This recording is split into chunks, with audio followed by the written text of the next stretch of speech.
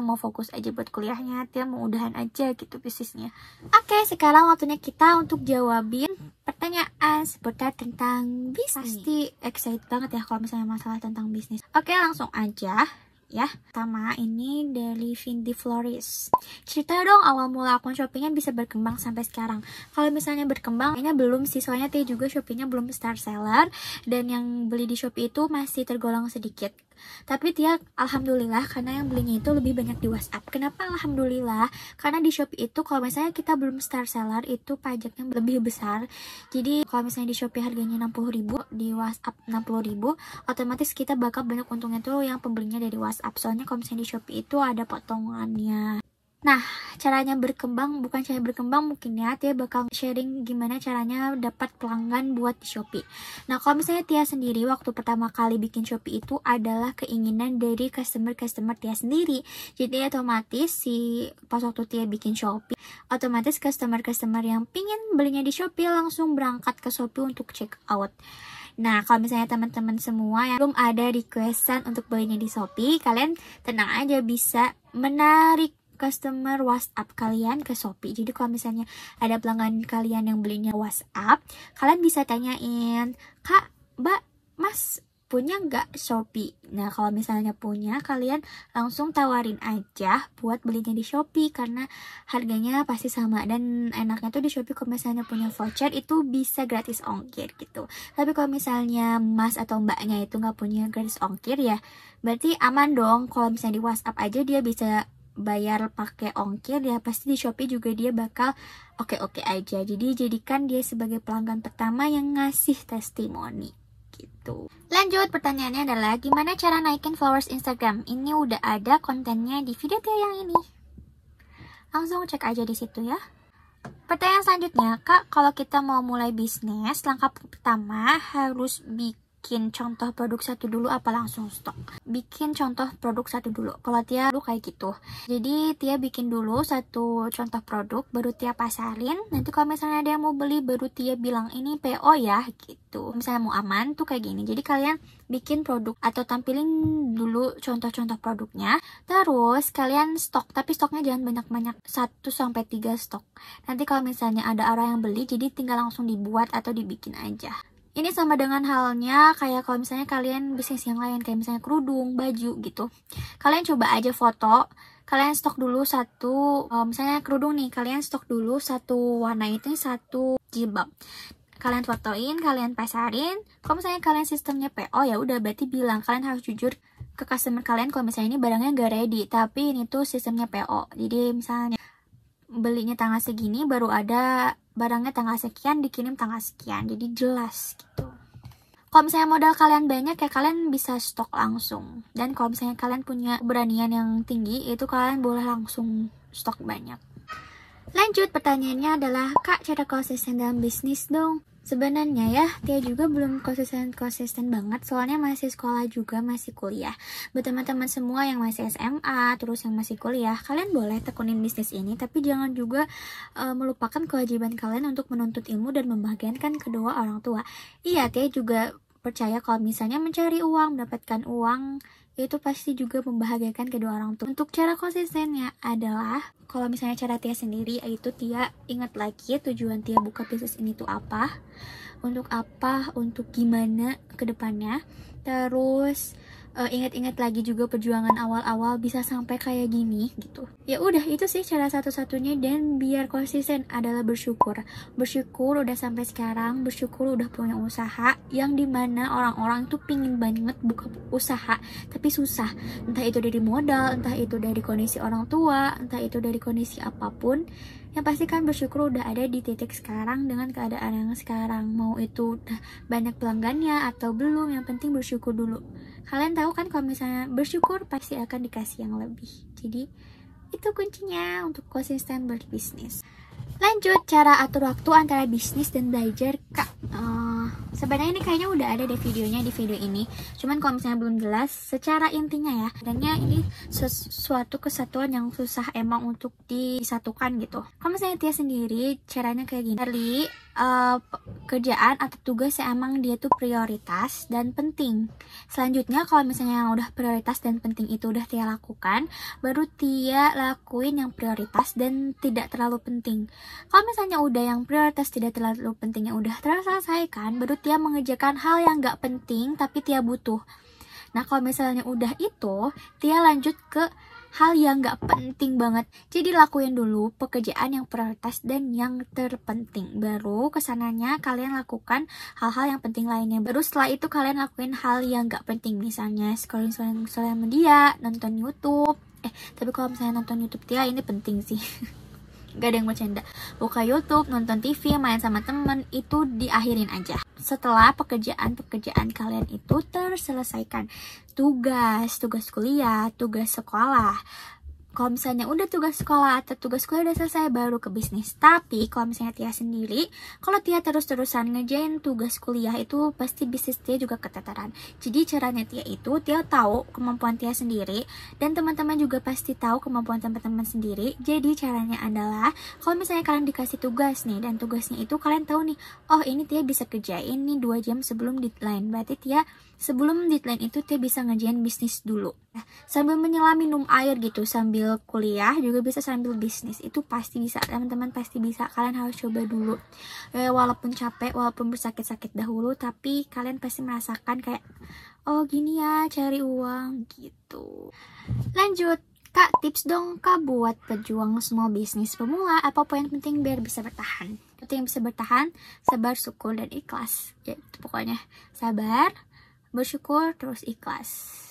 Itu sih, semangat terus, jangan pantang menyerah, karena untuk menjadi small business itu emang susah.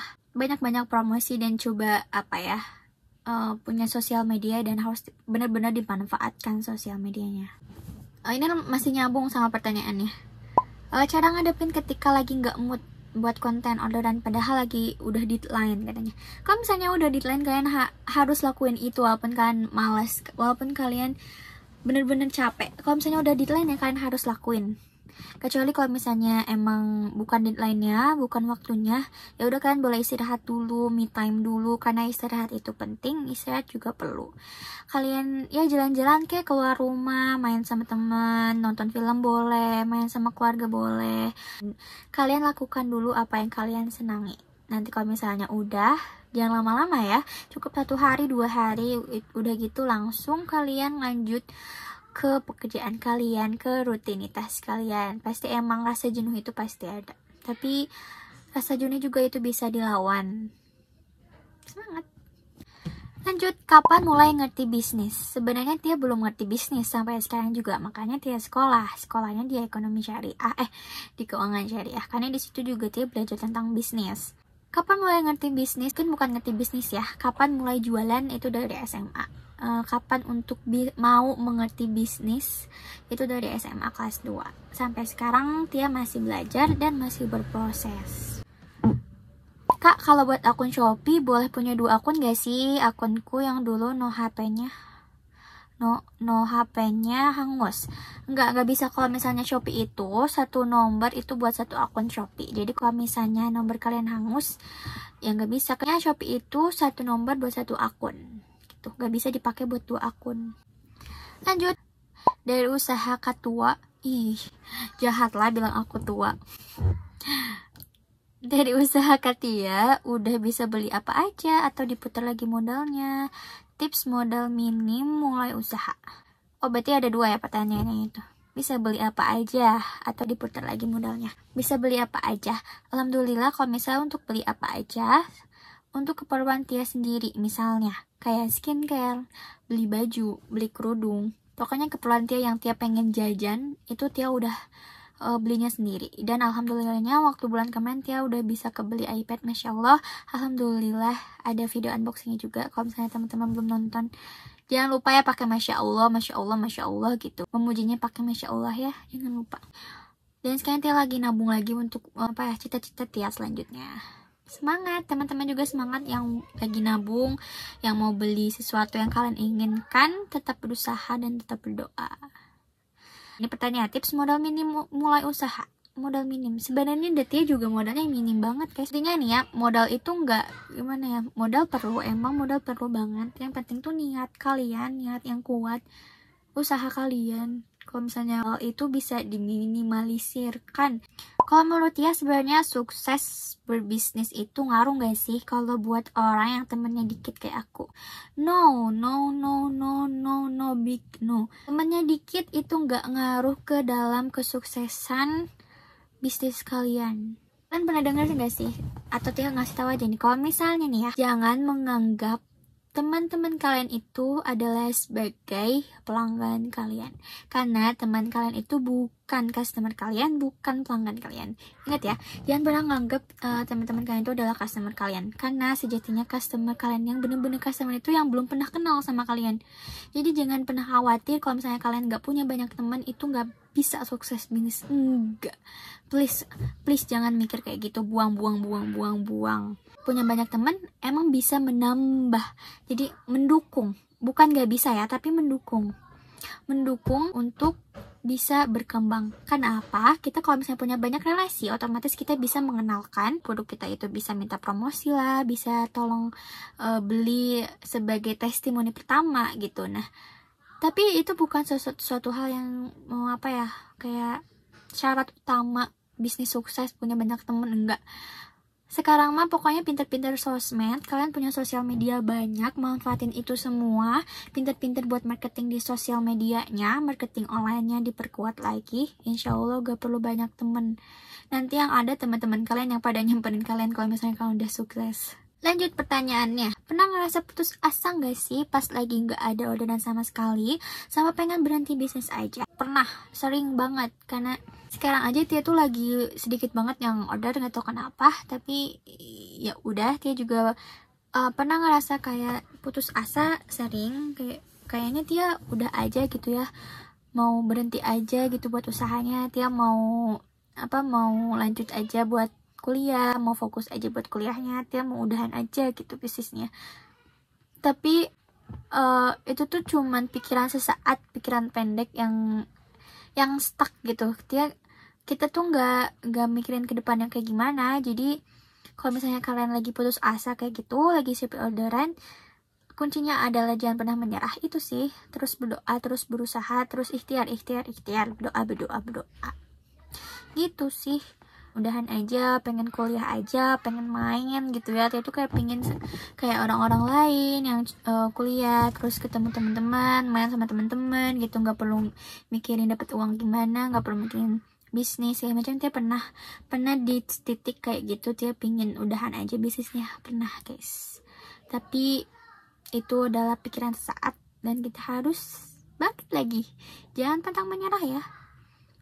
Lanjut, tips awal promosiin barang agar dapat meyakinkan calon pembeli. Ini kayaknya udah ada juga deh, nanti taruh sini videonya. Oke, lanjut. Mana cara ngembangin bisnis sambil nge-YouTube? Maksudnya pede nge-YouTube gitu. Kalau misalnya kalian punya bisnis nih, kalian bikin konten aja kayak tiap packing order, bikin how I start my business gitu kan. Itu sebenarnya banyak juga loh dicari orang. Kalian sambil bisnis sambil ngonten gitu. Capek ya, pasti capek. Pede nge-YouTube, percaya diri. Gimana ya? Tia emang orangnya kayaknya malu-maluin ya. Orangnya sebenarnya Tia tuh kalau misalnya awal-awal nih ya, dilihat orang tuh kayak pendiam, kayak alim banget, bukti banget gitu ya. Tapi sebenarnya enggak. Kalau misalnya kalian udah temenan sama Tia nih ya, seminggu aja, terus Tia merasa nyaman nih sama kalian, Tia pasti langsung keluar semua sifatnya. BTW ini mataharinya udah nggak ada, jadi beda gitu cahayanya. Jadi gitu, kalau misalnya Tia udah kenal sama orang tuh pasti langsung keluar semua sifat Tia, ketawanya, terus kayak ya udah, nanti kalian tahu sendiri kalau misalnya kalian temenan sama aku. Kayaknya sering-sering aja nih, sering-sering ngomong kayak gini di depan kaca, terus sering-sering ngeliat orang yang bisa public speakingnya bagus, misalnya presentasi di kelas gitu ya. Usahakan buat berani, terus kalian coba buat sering melontarkan pertanyaan, terus sering aktif di sekolah. Itu bisa menambah kepercayaan diri kalian. Udah. Ya udah dong. Oh, ini masih ada nih. Kak, cara hadapin omongan orang soal bisnis kita. Alah, kayak gitu aja juga aku bisa buat. Guys, aku mau cerita, aku pernah digituin sama orang. Dia bilang kayak gini, apalagi produk seperti ini mudah untuk dibuat, jadi jangan merasa dirinya ditiru oleh orang lain terus marah. Bisa aja kamu yang niru karya orang lain kan? Masa sakit hati? Iya, pasti. Kayak kalian nganggep kalau misalnya usaha Tia ini itu gampang ditiru, gampang dibuatnya. Ya udah aja kalau misalnya ada yang bilang kayak gitu. Gimana ya? Bingung juga guys, kayak setidaknya kita tuh punya tekad yang lebih besar dari dia dan punya kemauan yang lebih besar. Bukan cuma ngomong aja, tapi kita punya tindakan, kita punya aksinya, yaitu kita bikin dan kita juga jual itu, dan itu juga bermanfaat buat diri kita sendiri. Kalau misalnya dia bilang kayak gitu juga bisa gitu ya, ya udah kamu bikin sendiri aja gitu, gak usah bilang gitu juga. Intinya kalau misalnya ada yang kayak gitu gak usah dianggepin, gak usah ditanggepin, kalian lanjut aja ke kehidupan kalian, lakuin aja yang kalian sukai, lakuin aja yang baik untuk kalian gitu. Omongan mereka nggak usah terlalu diambil hati. Guys, kayaknya udah semua pertanyaannya Tia jawabin. Udah sore juga tuh. Ini cahayanya asalnya kan tadi ada cahaya matahari di sini sampai nggak ada. Jadi Tia tuh tadi tuh ngerekamnya siang jam 2-an gitu, dan sekarang sampai hilang. Coba ini udah sore. Jadi Tia pamit undur diri, semoga Q&A-nya ini bermanfaat. Kalau misalnya kalian mau berbincang lagi sama Tia, boleh banget di kolom komentar, kita lanjut di kolom komentar aja. Untuk yang nanya cerita Tia tentang YouTube ini, nanti Tia bakal bikin lagi video selanjutnya tentang YouTube. Pokoknya ikutin aja terus konten-konten Tia, video-video Tia. Jangan lupa terus support Tia, terus jangan lupa di like, di subscribe, terus di komen juga, di share boleh banget. Dadah, assalamualaikum warahmatullahi wabarakatuh. Semoga video ini bermanfaat buat teman-teman semua. Bye. Tutup.